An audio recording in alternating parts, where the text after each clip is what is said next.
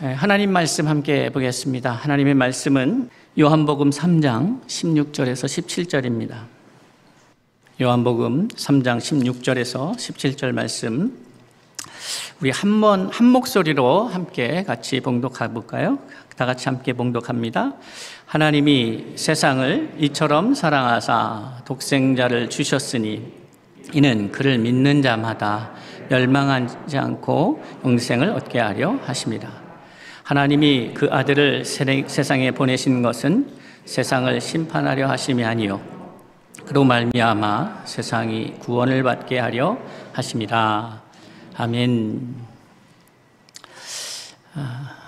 우리 지난 시간에 회개의 세례에 대한 이야기, 그 이야기를 통해서 하나님께서 우리가 새로운 존재, 새로운 생명을 얻기 위해서 마땅히 거쳐야 할 그 과정으로서의 회개에 대한 부분을 나눴습니다. 그리고 그 이전에는 때에 대한 이야기를 저희가 나눴던 기억을 하실 겁니다. 만사가 때가 있습니다. 그래서 하나님의 역사를 보면 그 때에 따라서 그 때를 주장하시는 분이 누굴까요? 하나님이십니다. 이 만물의 질서 혹은 원리를 창조하신 분이 하나님이시라는 의미 속에는 하나님의 일하는 방식을 엿볼 수가 있는 것이죠. 하나님이 당신의 일을, 당신의 뜻을 이루어 가실 때에 어떠한 방식으로 그 일들을 진행하시는가를 우리는 자연을 통해서도 확인할 수 있게 되는 것이죠. 그렇다면 하나님은 이 때를 따라 역사하시는 그 하나님, 그리고 그 때를 주장하시는 그 하나님께서 그 때의 중요성을 우리에게 말씀하시고, 그리고 이어서 이제는 때가 되었다, 구원의 때가 되었다. 그러면 구원을 이루기 위해서, 우리는 새로운 생명을 받기 위해서 반드시 거쳐야 할 것이 있는데 그것은 회개다. 회개. 그 회개가 뭘까? 어떻게 보면 회개라고 하는 것은 뉘우침으로도 이해할 수 있고 반성으로도 이해할 수 있지만 전혀 그런 것이 아니라는 것을 우리는 하나님 말씀을 통해서 알 수가 있습니다. 회개는 내가 죄인인 것을 깨닫는 것입니다. 내가 죄인이라고 하는 것은 죄의 삭은 사망이라 말씀하셨다는 것을 우리가 믿는다면 죄인이라는 것은 죽음을 피해갈 수 없다라는 사실, 죽음이라는 것이 단순히 우리가 살다가 없어져 버리는 그런 의미로서가 아니라 영원한 악의 세계, 영원한 어둠의 세계, 영원한 절망의 세계에 거하게 됨을 의미한다면 이 사망이라고 하는 것, 죄로 인한 사망의 결과는 우리가 기대할 수도 없고 기대해서도 안 되는 결과라고 생각이 되어집니다. 그렇다면 이제 그러한 내가 죄인인 것을 깨닫고 이제 사망이 아닌 생명에 대한 소망을 얻기 위해서 어떻게 해야 할까? 내가 죄인이라고 하는 것은 사망에서 벗어날 수 없는 상태, 결국 사망 안에 갇혀서 고통스러워해야 하는 그 고통이 다른 육체적 고통이 아니라 영혼의 고통, 더 나아가서 우리가 생명을 소망할 수 없는 고통, 삶의 희망이 없는 고통, 그런 고통에서 벗어나서 생명으로 이어가기 위해서는 어떻게 해야 하는가라는 그러한 물음이 있고, 그 물음에 대해서 성경이 우리에게 답하는 것은 내가 죄인인 것을 고백하고 이제 너의 주권을 주께 맡겨야 된다. 내가 이 문제를 해결할 수 없으니 이제 이 문제를 해결할 수 있는 그분 앞에 나의 모든 주권을 이양하는 것. 그렇게 되면 어떻게 되겠습니까? 이제 나는 내 자의지대로, 내 생각대로, 소견대로 행하는 것이 아니라 나의 필요 혹은 나의 기호, 나의 스타일, 이러한 나중심적 사고가 아니라 하나님, 여기서 말하는 하나님은 생명입니다. 생명의 근원이십니다. 그 생명을 향하여 나아가기 위해서는 생명의 인도하심을 받아야 되는데 내게 그 소망이 없기에 전적으로 나의 주권을 하나님 앞에 이양하고 그의 인도하심을 따라가는 것, 그러면 우리의 삶 속에서 그것이 순종으로 이어지겠죠. 그리고 그 순종의 결과는 감사로 이어질 것입니다. 그러니까 회개라고 하는 것은 단순히 죄를 뉘우치는 것이 아닙니다. 통렬하게 내가 죄인인 것을 인정하는 것입니다.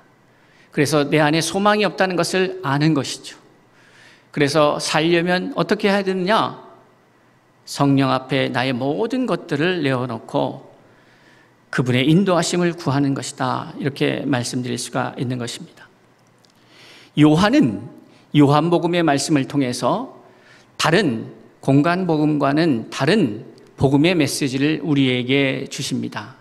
제가 다르다라고 말하는 것은 틀렸다라는 말이 아닙니다.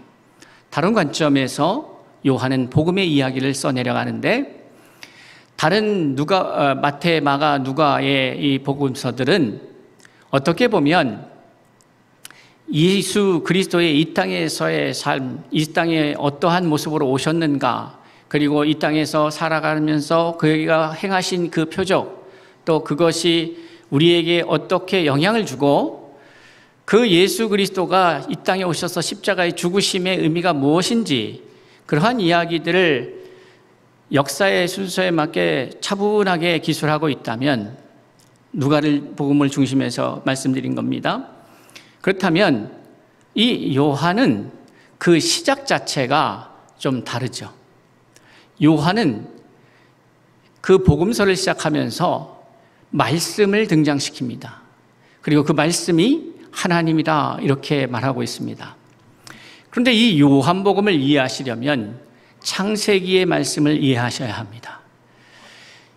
우리가 생각할 때에 복음서가 새로운 말씀의 시작을 알리는 그 첫 단추라면 과거에 세상을 알리는 시작의 첫 단추는 창세기입니다. 그런데 복음서 중에서 창세기의 말씀과 연결되어져서 우리가 이해할 수 있는 것이 바로 이 요한복음이죠. 이 요한복음이 태초에 시작이 어떻게 되었는지를 우리에게 말씀하고 있습니다. 창세기는 태초에 하나님이 계셨다. 태초에 하나님이 천지를 창조하셨다. 이렇게 시작을 합니다. 근데 요한복음은 태초에 하나님이 계셔서 창조하셨는데 그 하나님의 실체가 뭐냐? 말씀이다. 이렇게 말하고 있는 것이죠. 그럼 여기서 우리가 가만히 생각해 보면 하나님을 우리가 생명으로 놓고 생명의 시작으로 놓고 봤을 때에 그 생명이 어떻게 해서 시작됐는가 보니까 하나님의 말씀으로 시작되었다. 근데 그 말씀이 하나님이셨다. 그리고 그 말씀 안에 생명이 있었다라고 하는 것이 요한복음 1장 1절로 4절의 말씀입니다. 자, 그렇다면 우리는 정리해야 하죠. 생명의 시작이 말씀으로부터 나왔다는 거예요. 여러분, 제가 지난주에 상담을 여러 케이스를 진행하면서 저희 성도는 아닌데 방문하셔서 잠깐 저하고 미팅을 가진 분이 계십니다. 그런데 참 지친 기색으로 저를 만났어요. 근데 제가 그 하나님께서 사실 무슨 목적으로 왔냐, 그냥 반가운 지인이니까 저를 보러 왔겠구나 이렇게 생각을 했었는데 사실 특별한 목적도 없이 연락이 와서 한번 방문하고 싶습니다. 그래서 오세요. 만난 거예요.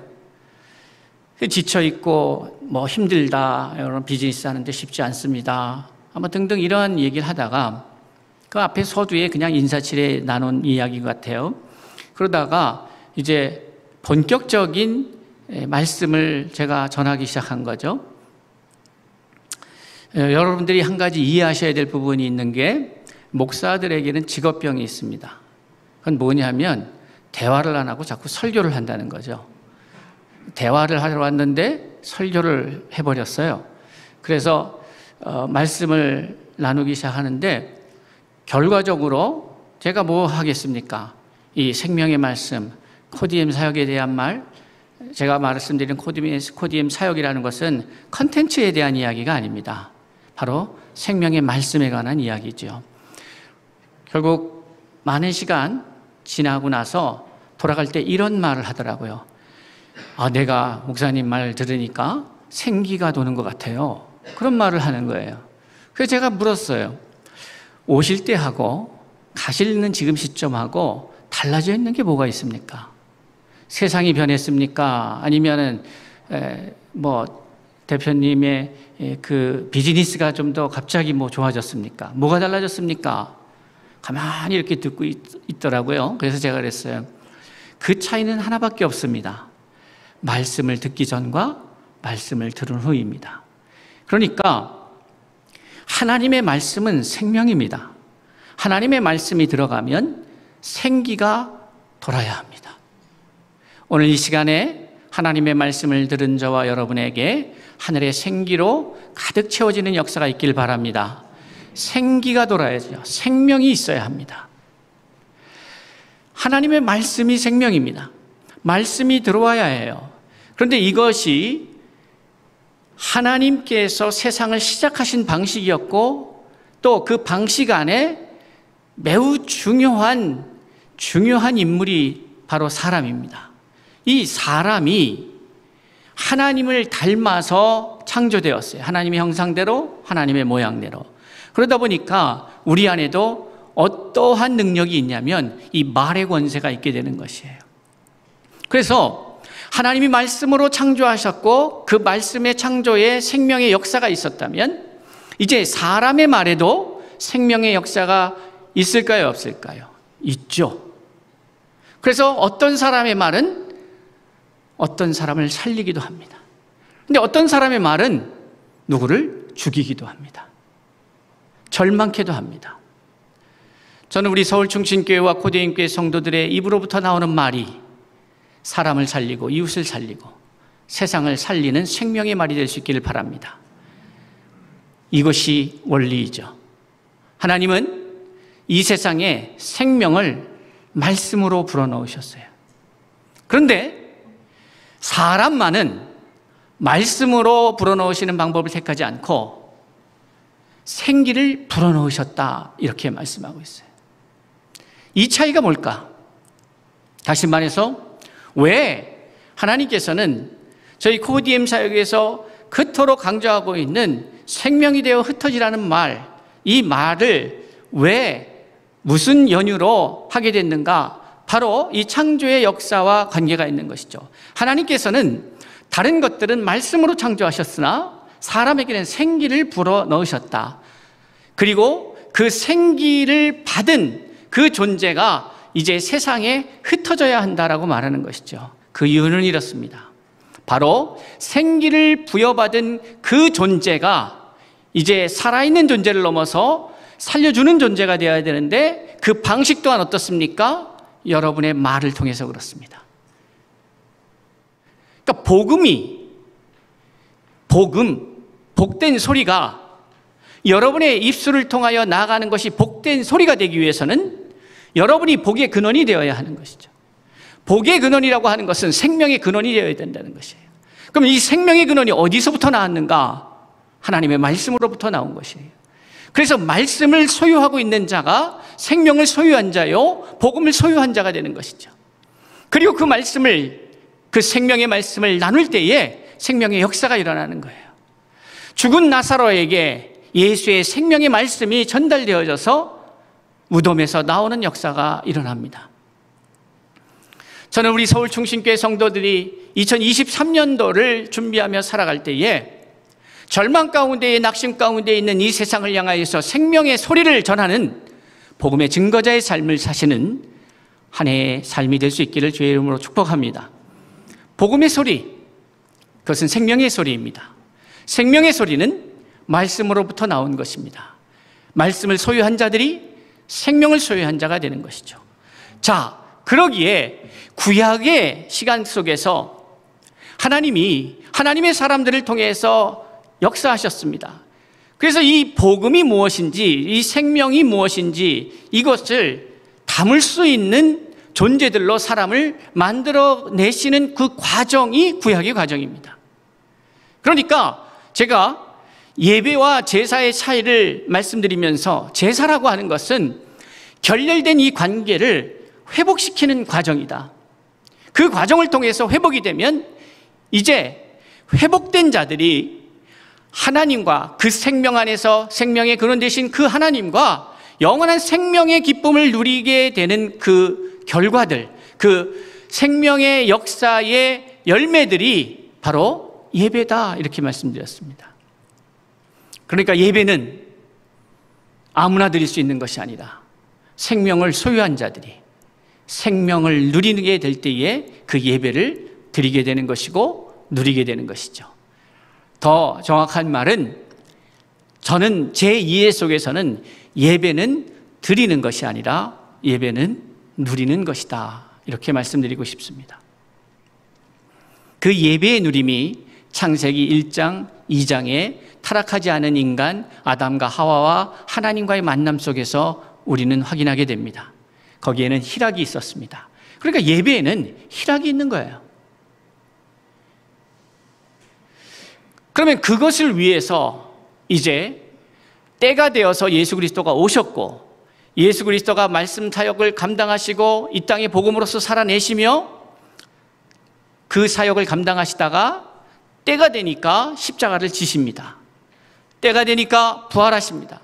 이제 때가 되니까 승천하시면서 다시 한번 마지막 때에 대한 이야기를 하시죠. 너희가 본 것처럼 내가 다시 오겠다.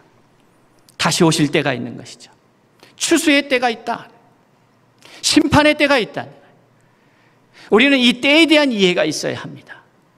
그래서 이 하늘의 때, 하늘이 때를 따라 일하시는 그 하늘의 시간들을 이해하고 보고 공감하고 그것을 믿고 준비하는 것이 지혜라, 이렇게 말하는 것입니다. 심어야 될 때 심어야 되는데 자꾸 거두려고 하면 되겠습니까? 거둬야 할 때는 거두는 것이지 심는 것이 아닙니다. 그러니 오늘 말세지말이라고 하는 이때에 우리는 잘 기억하셔야 합니다. 뿌릴 때가 아니라 거둬야 될 때라는 것이죠. 거둬야 되는데 거두기 위해서 우리는 이제 우리 자신을 살펴야 합니다. 그런 때를 따라 역사하시는 하나님의 역사 속에서 회개의 때가 있는 것이죠. 여러분, 아직 그 회개의 때를 경험하지 못하신 분들은 반드시 그 회개의 시간, 회개의 자리에 있어야 합니다. 그렇지 않으면 그 다음 스텝으로 나가기가 어렵게 되는 것이죠. 그래서 예수님께서는 요한복음의 말씀을 통해서 우리에게 자신이 왜 왔는지, 당신이 이 땅에 오게 된 그 이유가 무엇인지를 명확하게 밝혀주셨습니다. 그런데 여러분, 이 사건이 일어나게 된 그 앞의 상황, 요한이 기술하고 있는 앞의 이야기가 있습니다. 그것은 가나의 혼인잔치로부터 시작이 됩니다. 가나의 혼인잔치는 우리가 알기로 예수 그리스도의 첫 번째 기적의 역사입니다. 그런데 가만히 보면 물이 변하여 포도주가 되는 사건이었습니다. 왜 그 첫 번째 사건이 물이 변하여 포도주가 되는 것일까요? 여러분, 물이 포도주입니까? 포도주가 물입니까? 물일 것 같기도 하고 아닐 것 같기도 하고. 포도주가 물인가? 그런데 물 같은데 포도주입니다. 그러니까 물과 포도주는 다른 거죠. 같은 것 같으나 전혀 다릅니다. 그것이 예수가 보여주신 첫 번째 기적이었습니다. 저와 여러분이 구원받은 백성과 구원받지 않은 존재로서의 인간이 별로 달라 보이지 않습니다. 그러나 전혀 다른 존재입니다. 쓰임도 다르고 역할도 다르죠. 자, 그러니 사랑하는 성도 여러분, 가나의 혼인잔치의 의미는 예수가 얼마나 많은 기적을 나타내는 분인가를 알리는 것이 아니라는 것을 우리는 봐야 합니다. 그러니까 이 기적을 행하신 목적이 명확해야 된다는 것이죠. 그것을 이해하지 않으면 우리는 이것을 잘못 보게 되는 것이에요. 분명히 물과 포도주는 다른 존재입니다. 그리고 나서 성전을 깨끗게 하시는 사건이 나옵니다. 깨끗게 하십니다. 더러운 것들을 정리하십니다. 그것은 성전을 깨끗하게 하는 것 자체가 목적이 아니라 본래의 성전의 목적을 말씀하시기 위함입니다. 그러니 우리가 회개한다고 하는 것, 우리가 정결케 한다는 것은 그 정결함, 깨끗함이 목적이 아닙니다. 본래의 우리의 창조 목적에 맞게 우리가 되어져 가기 위해서 그 과정이 필요한 것이죠. 이런 과정 속에서 하나님께서 예수의 삶을 통하여 요한이 증거하는 말씀 속에 우리에게 보여주시는 3장의 말씀이 시작하기 전에 매우 중요한 말씀이 짧은 공간 안에서 우리에게 보여지고 있습니다. 요한복음 2장 23절 이하에 보면 6월절에 예수께서 예루살렘에 계시니 많은 사람이 그의 행하시는 표적을 보고 그의 이름을 믿었다, 이렇게 말하고 있습니다. 그러니까 표적을 보고 믿습니다. 그런데 이 믿음은 우리가 말하는 구원에 이르게 하는 믿음이 아닙니다. 그러니까 성경에서 믿음이라고 하는 이 단어가 다양하게 쓰여지고 있기 때문에 이 믿음을 전체적인 맥락 속에서 또 그 깨달음 속에서 어떻게 이해하는가는 매우 중요하다고 생각이 됩니다. 어쨌든 많은 사람들이 그의 행하시는 표적을 보고 그의 이름을 믿었으나 예수는 그의 몸을 그들에게 의탁하지 아니하셨으니 이는 친히 모든 사람을 아시며, 이렇게 말하고 있어요. 좀 더 이 이야기를 쉽게 풀어가자면 그들이 믿는 것 같고 표적 때문에 예수를 따르는 것 같으나 그러나 그 마음이 아직 회개의 과정을 거치지 않았고 회복되지 않았고 예배자로서 서기에 부적합한 상태였기에 그의 몸을 사람들에게 의탁하지 아니하셨다. 이는 예수께서 모든 사람의 마음을 아셨기 때문이다. 하나님은 저와 여러분을 외형으로 보여지는 것으로 평가하거나 우리의 모습을 판단하시지 않습니다. 바로 우리 마음에 있는 생각들, 우리 마음을 읽으시는 하나님이 우리의 마음의 생각을 감찰하시기 때문에 그렇습니다. 그러면서 25절에 또 사람에 대하여 누구의 증언도 받으실 필요가 없었으니 이는 그가 친히 사람의 속에 있는 것을 아셨습니다. 그러니까 사람이 얼마나 죄 많은 인생인지를 아셨기에 그 죄인들에 의해서 증거받기를 거부하신 겁니다. 그런데 재밌는 사실은 사도행전에서 우리에게 증인이 되라고 말씀하십니다. 아니, 증인이 될 것이다.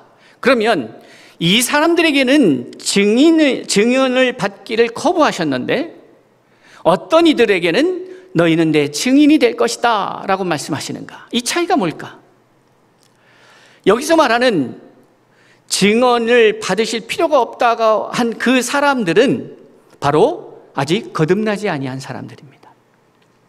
그러니까 이들이 예수를 표적 때문에 환호하고 증거한다 할지라도 그것은 왜곡된 예수예요.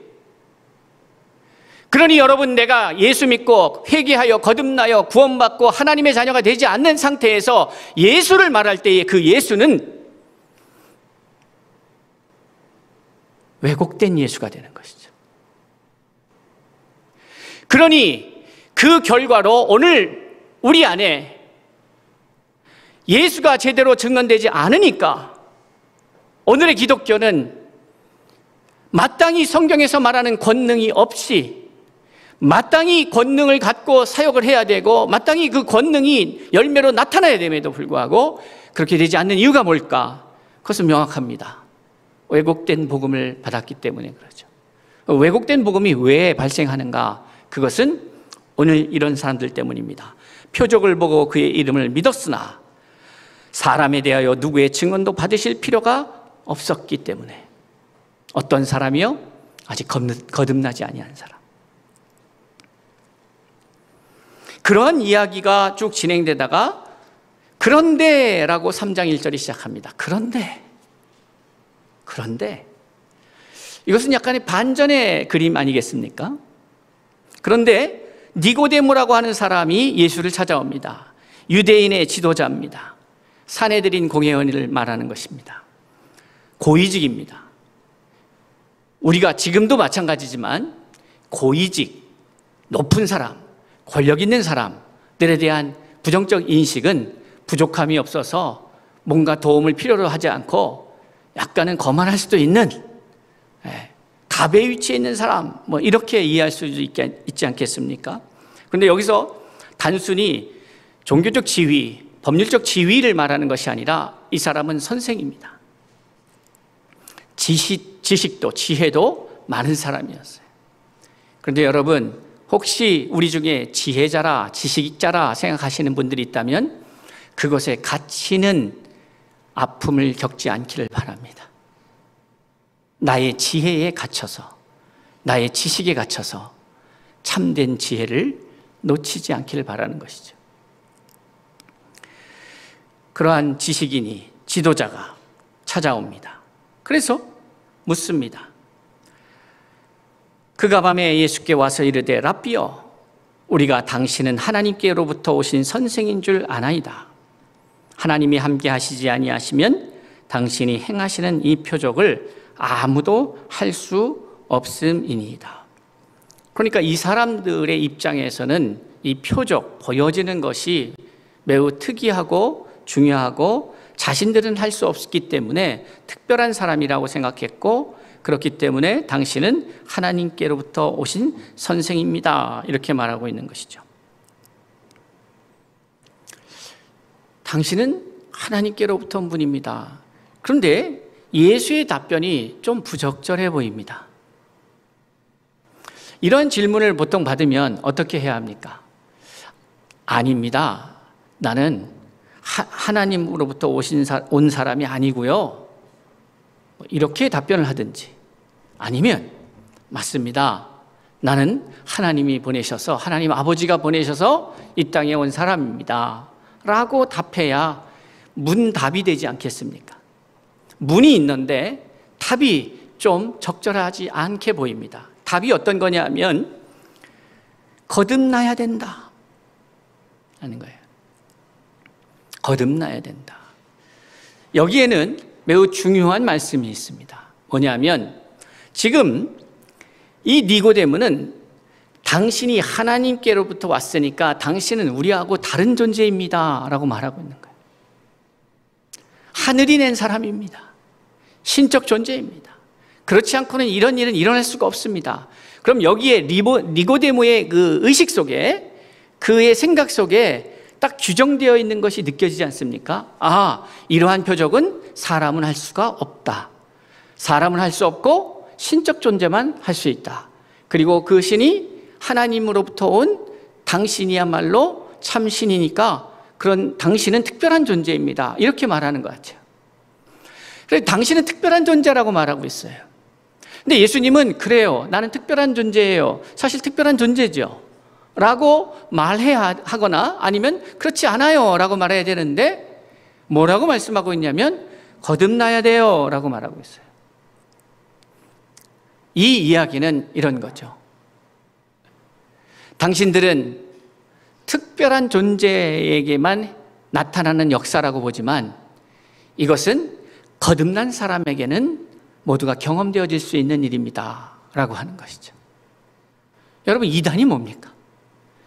이단의 결국 수많은 교주들의 결국은 뭐냐면 자기가 하나님 되는 거죠. 그게 전혀 틀렸다고 볼 수도 없지만 명확하게 틀린 이유는 무엇인가 하면 하나님은 어떤 특별한 사람에게 이 은혜를 주신 것이 아니라 거듭난 사람은 누구나가 하나님의 자녀가 되는 것이죠. 여기 어떤 특별한 기준이 있는 게 아니에요. 그러나 명확한 것은, 또 이 대답을 통해서 명확한 것은 뭡니까? 거듭나지 아니하면 전혀 다른 존재다. 이 이야기가 숨겨져 있죠. 그런 이야기 속에서 거듭남에 대한 이야기, 육으로 난 것은 육이고 영으로 난 것은 영이다, 이런 이야기가 진행이 됩니다. 그리고 나는 하늘에서 내려온 자다.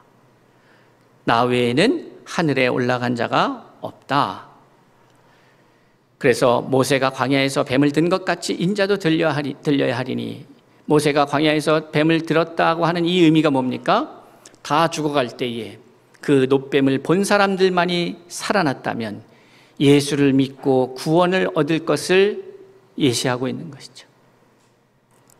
그러니까 모세 시대의 광야에서 들려진 놋뱀이 생명의 의미라면 이제 예수 그리스도가 생명의 의미임을 밝히고 계시는 겁니다. 이는 그를 믿는 자마다 영생을 얻게 하려 하심이라.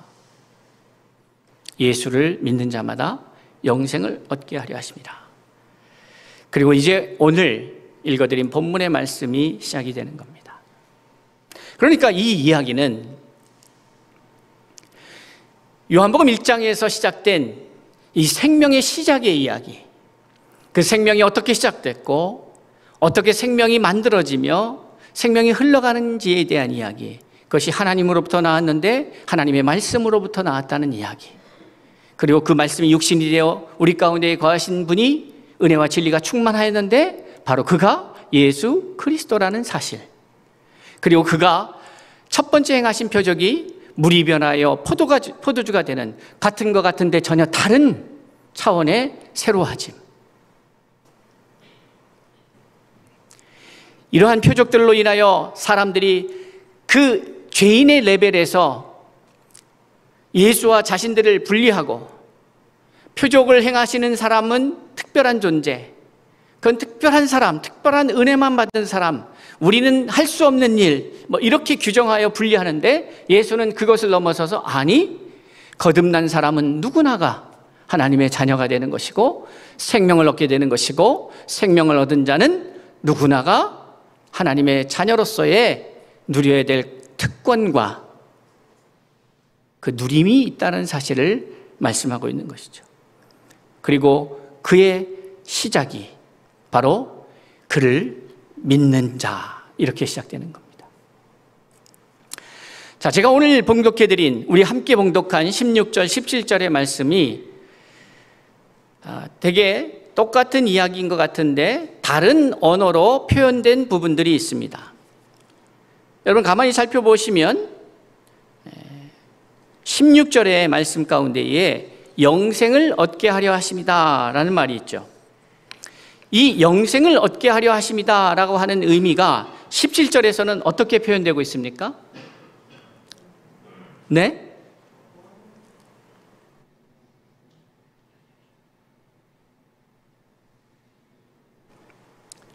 구원을 받게 하려 하심이다, 이렇게 표현되고 있죠. 영생을 얻게 하려 하심이다, 구원을 받게 하심이다. 그럼 16절에서 누가 영생을 얻게 된다는 얘기입니까? 16절에서는요, 믿는 자마다, 이렇게 얘기를 하고 있어요. 믿는 자마다. 그러니까 믿는 자가 영생을 얻게 된다. 그럼 17절에 누가 구원을 받게 됩니까? 네? 세상이. 그런데 16절에는 믿는 자인데 누구를 믿는 자? 그를 믿는 자라고 표현하고 있어요. 17절에서는 세상이 구원을 받게 되는데 어떠한 과정 속에서요? 그로 말미암아, 이렇게 표현되고 있어요. 그러니까 이것을 갖다가 세 구분을 해서 말씀을 드리자면, 그로 말미암아 세상이 구원을 받게 한다. 그를 믿는 자마다 멸망치 않고 영생을 얻게 된다, 이렇게 표현할 수 있어요. 그런데 달라진 부분이 하나가 있죠. 그러니까 구원을 받는다는 것과 영생을 얻게 한다는 것을 우리가 같다고 본다면, 그로 말미암아 혹은 그를 믿는 자마다 이게 같다면, 그가 이 구원이 누구를 통하여 누구로 말미암아 얻는지가 같다면 중간 부분이 좀 달라진 것을 눈치채셨습니까? 믿는 자가 영생을 얻게 된다고 하는데, 그로 말미암아 누가 구원을 받게 하려고요? 세상이. 그러니까 16절에서는 믿는 자 이렇게 규정하고 있는데, 그 뒤에 17절에서는 세상이라고 표현하고 있어요. 언뜻 들어서 매우 다른 이야기 같지 않습니까? 앞에 믿는 자는 어떻게 보면 개인일 수도 있어요. 사람일 수 있습니다. 그런데 뒤에 세상은 좀 더 큰 범위예요. 이게 왜 가능할까요? 이게 어떤 의미일까요? 다시 말해서 세상이라고 할 때 그 세상을 이루는 그 주체가 누구겠습니까? 결국 개인이겠죠. 그 한 사람 한 사람. 그러니까 한 사람의 영생이 세상을 구원하는 겁니다. 한 사람 한 사람의 영원한 생명을 얻게 되는 것은 결국 그 사람들에 의해서 만들어질 세상이 새롭게 되는 것이죠. 구원은 세상이 받고 영생은 개인이 받는 것처럼 느껴집니다. 그런데 지금 말씀드린 것처럼 한 사람 한 사람이 결국 세상이 되는 거예요. 그런데 이 세상 속에는 사람들이 만들어갈 문화도 포함되고 공동체도 포함되고 여러 가지로 포함되겠지만은 이 세상에 또 무엇이 포함되겠어요? 다른 창조물들도 포함되죠. 동식물들, 물고기와 새들, 땅들, 산들, 바다들, 이런 것들이 다 포함이 되죠. 그러니 결국 한 사람의 영생, 생명을 얻게 되는 사건은 단순히 그 개인의 문제에 머물지 않고 온 세상의 창조물들로 영향이 확장되는 것이죠. 왜 그렇습니까? 하나님이 만드신 원리인 것이죠. 그러니 내가 예수 믿고 구원받았다고 하면서 세상을 피폐케 한다면 그것은 하나님으로부터 온 생명이 결단코 될 수가 없습니다. 하나님의 원리는 그렇게 될 수가 없는 거예요. 내가 예수를 믿는다고 하면서 영생을 얻었다고 하면서 생명의 사람이라고 하면서 죽이는 일을 하고 있다면 그것은 가짜입니다. 한 사람의 영생은 단지 그 사람 개인의 문제가 아니라 그 생명으로 인하여 그가 밟고 있는 곳이 살아나게 되어 있습니다. 그것이 우리 코디엠이 이야기하고 있는 생명의 사역입니다. 세상이 살기 위해서 반드시 사람이 살아야 합니다. 근데 이 사건이 정확하게 창세기 3장에서 반대의 모습으로 나타납니다. 한 사람, 아담이, 하와가 실패하고 죄인이 되고 사망 가운데 거하게 되는 사건이 발생하게 되죠. 그러면서 어떤 일이 벌어집니까? 세상이, 땅이 저주를 받습니다. 그러니까 이것은 원리인 것이에요. 저는 생명을 소유한 사람들, 이렇게 좀 이야기하고 싶어요. 여러분의 이름을 넣고 그를 믿는 이 중동이 멸망하지 않고 영생을 얻게 되면 어떠한 일이 벌어지는가?